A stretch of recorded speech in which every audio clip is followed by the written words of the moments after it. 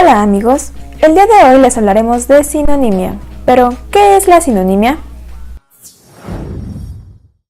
Bueno, la sinonimia es un término bastante simple, conocido por todos, ¿no? Es tener dos formas lingüísticas, generalmente se aplica al área del léxico, ¿no? Que tienen el mismo significado, ¿no? Básicamente. Pues tenemos dos palabras que significan lo mismo, que pueden referir a la misma entidad del mundo, ¿no? al mismo concepto. Ok. Es palabras distintas, que se escriben distinto, se pronuncian distinto. Pero tiene bueno. La sinonimia se refiere a dos palabras con el mismo significado. Los primeros estudios que se conocen sobre sinonimia comenzaron con los griegos, cuando Pródico de Zeus, un gramático retórico, habló sobre la diéresis de los nombres que busca la diferenciación y semejanza de palabras. Después, Aristóteles dio dos conceptos para la clasificación de los sinónimos: univocidad, que se refiere a casos cuyo nombre es común o palabras que expresan la misma idea, y plurivocidad, que se refiere a una cosa que se expresa con muchos nombres. La sinonimia ha sido un término controversial. Algunos lingüistas, como el Dr. Johnson, Macaulay y Bloomfield, niegan la existencia de la sinonimia.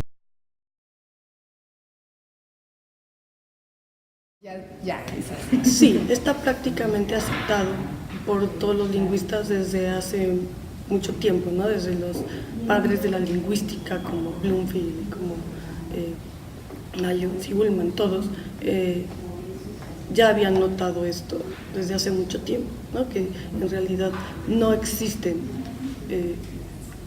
los sinónimos exactos. Claro que también luego hay matices, ¿no? Depende, en términos comunicativos a veces sí tenemos sinónimos exactos. Cuando nos pasa esto, como cuando las palabras son de diferente origen, en términos de rasgos semánticos, a veces que no podemos encontrar cuál es ese rasguito, ¿no? Mínimo que nos da la diferencia entre una u otra, pero al tener este origen distinto ya se consideran distintas, ¿no? La prueba básicamente sería encontrar dos palabras que en absolutamente todos los contextos de uso siempre sean intercambiables sin aumentar o disminuir significado. Y eso es muy difícil, ¿no? Porque aunque el significado sea que el otro te juzgue por cómo hablas o se dé cuenta que no eres de su región, eso ya implica un cambio. Okay. Estos serían los problemas a los que se enfrenta como el concepto de sinonimia. O sea, que el hecho de que se diga que no hay un absoluto y que vaya diferencias, y como lo mencionaste, que lleguemos a otro lugar y nos digan, ay, pues ese no entiende esta referencia, ¿ese sería un problema al que se enfrenta como tal la sinonimia? Pues sí, pues el problema sería básicamente establecer si realmente pueden existir sinónimos exactos o no, y otro sería qué tanto es relevante en términos comunicativos que estos rasgos mínimos diferenciales que a veces encontramos los lingüistas para establecer que no son sinónimos, si entre los hablantes no son pertinentes muchos de esos, entonces, bueno, tal vez sí podemos hablar en ciertos casos, en ciertos usos, en ciertos contextos de verdaderas sinonimías. En cambio, Lyons habla sobre una sinonimia absoluta que se cumple solo en casos muy raros. Él propone ciertos parámetros para saber si las palabras son sinónimos absolutos, y las que no cumplen con esos parámetros se les considera sinónimos parciales.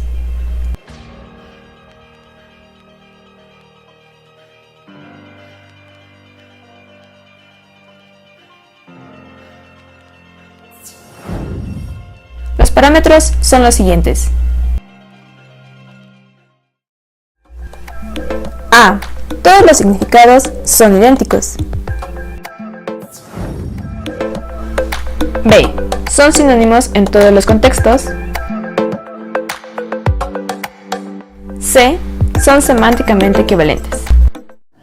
Podremos tener también sinonimia a nivel dialectal, ¿no? Por ejemplo, variantes del español, una variante, por ejemplo, de México comparada con una variante de España, de Argentina, que utilizamos a veces palabras distintas, ¿no? Entonces, a nivel diatópico se le conoce, es decir, ¿no? En diferentes regiones utilizamos a veces distintas palabras que para el español general son sinónimos. Por ejemplo, la palabra vato y güey. La primera es más común en el norte de México, aunque no exclusiva. Las variantes que se hablan en diferentes lugares son consideradas sinónimos. Para saber esto, según Lyon, se deben cumplir los 3 parámetros anteriores. En las oraciones, ese güey no lavó el baño, ese vato no lavó el baño.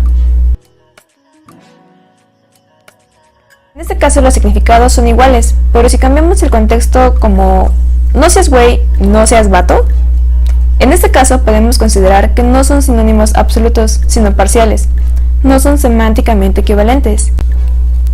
Güey puede tener diferentes acepciones y usarse como sustantivo y adjetivo. Sí podemos reconocer diferencias de una clase a otra a partir del léxico que usan, pero para el español general se consideran sinónimos, porque refieren al mismo concepto. Okay. Y de hecho por eso es que no se considera que haya sinónimos absolutos, ¿no? Porque todos implican siempre cierta diferencia, por más sutil que sea, ¿no? Y entonces, bueno, en términos prácticos, comunicativos, sí son sinónimos, porque estamos hablando de la misma entidad del mundo, no estamos refiriendo a la misma cosa, pero dependiendo del origen, de quién la usa, siempre va a haber algo, ¿no? Algo que diferencie una palabra de la otra. Y a veces las diferencias no son tanto a nivel semántico, ¿no? Me refiero a si tiene más o menos cantidad emotiva o más o menos rasgos semánticos, sino a veces la diferencia solo es eso, es dialectal o es de clase, ¿no? Pero sigue siendo un tipo de significado y sigue diferenciando a los dos lexemas entre sí. Ullmann dice que pueden existir sinónimos absolutos que están presentes en el vocabulario técnico de algunas disciplinas, como en el área de la medicina, biología, legislativos, juristas. Estos sinónimos son absolutos porque son emocionalmente neutros, es decir, que no expresan una emoción. Podemos tener muchas veces, eso pasa mucho y luego en lenguaje especializado, podemos tener palabras por ejemplo, de origen griego y origen latino, que refieren a la misma, que tienen el mismo significado, ¿no? Pero entonces, como préstamos que llegan al español, vamos a tener como, en español los usamos los dos como sinónimos, ¿no? Entonces, los sinónimos pueden, quizá dentro de una sola lengua natural, palabras que sean parte del vocabulario básico de la lengua, es muy difícil encontrar sinónimos muy cercanos, pero es muy fácil que los encontremos cuando tenemos contactos con otras lenguas, ¿no? Porque tomamos préstamos y entonces muchas veces tomamos préstamos del inglés, por ejemplo, y empezamos a usarlo como sinónimos, ¿no? En español. Entonces tenemos la palabra inglesa y la palabra española y las podemos utilizar en el mismo contexto. Y lo mismo pasa con estas palabras que tomamos del latín y del griego, pero no que hayan evolucionado hasta el español, sino que los tomamos como términos especializados para medicina, por ejemplo, ¿no? Es muy común. Podríamos decir que siempre existe un pequeño matiz en las palabras que hacen diferenciar los sinónimos. Collinson da las diferencias, y son las siguientes. A. Uno más general que el otro.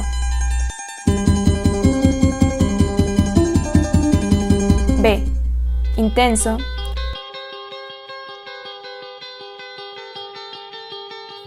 C. Emotivo. D. Aprobación o censura moral, mientras que otro es neutro. E. Profesional. F. Literario. G. Coloquial.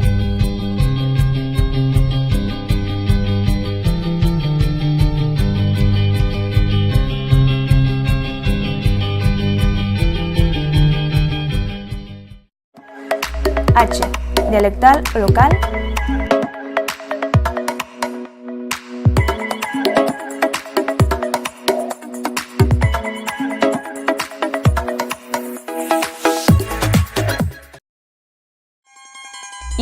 Habla infantil.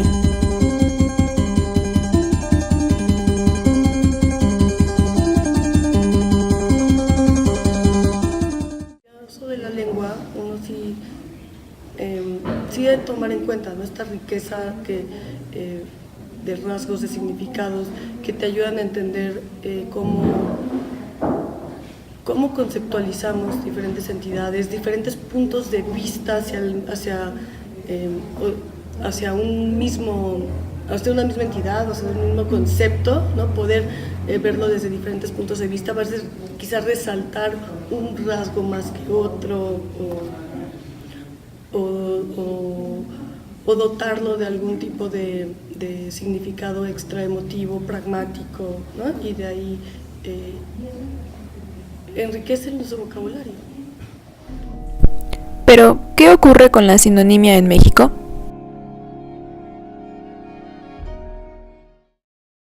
Bueno, México tiene mucha variedad dialectal. Es un territorio grande, que tiene una población grande, con varias diferencias culturales, ¿no? Y sí podemos encontrar diferencias en el lenguaje importantes, ¿no?, notorias, del norte al centro, del centro al sur, ¿no? Y entonces podemos encontrar en estos diferentes dialectos, ¿no? Por ejemplo, en el norte utilizan mucho más préstamos del inglés, ¿no?, la troca y el camión, ¿no? En el sur utilizan más préstamos de lenguas indígenas, de maya, ¿no? O usos de palabras del español, pero que están más cercanas a las centroamericanas, alejadas del español del DF, ¿no? Pero bueno, en realidad es la sinonimia del español como sistema, y no solo en México, o sea, debe ser como de todos los hablantes del español. Okay. Yo creo que en lengua así oral descuidada, pues los hablantes rara vez recurren a sinónimos, ¿no? Es como la palabra que les gusta, con la que se sienten más cómodos, y rara vez están buscando sinónimos. Pero, ¿para qué estudiar la sinonimia? La sinonimia es importante para la estilística. Un escritor puede elegir lo que quiere expresar según los sinónimos que tiene a su alcance. Los textos académicos o un discurso político debe tener diferente léxico. En la sociedad, para convivir con ciertos grupos, es necesario cumplir con cierto vocabulario que hace característico del mismo. Por ejemplo, los fresas, los mirreyes, los niños, etc. Pues es que el léxico es una categoría muy versátil, muy viva. Todo el tiempo se crea nuevo, se pierde, cae en desuso, mucho otro. Hay algunos que, o sea, también a veces hay modismos de este tipo que están unos 2, 3, 5 años, que todo el mundo los usa y después desaparecen. Hay otros que se quedan, ¿no? Entonces a veces es difícil estudiar así el léxico por ¿no? Y aparte pues infinito, ¿no? Siempre podemos estar creando y sacando más léxico de todos lados. No es muy diferente a la sintaxis, ¿no? La sintaxis, para que se dé un cambio en la sintaxis, tienen que pasar siglos, ¿no?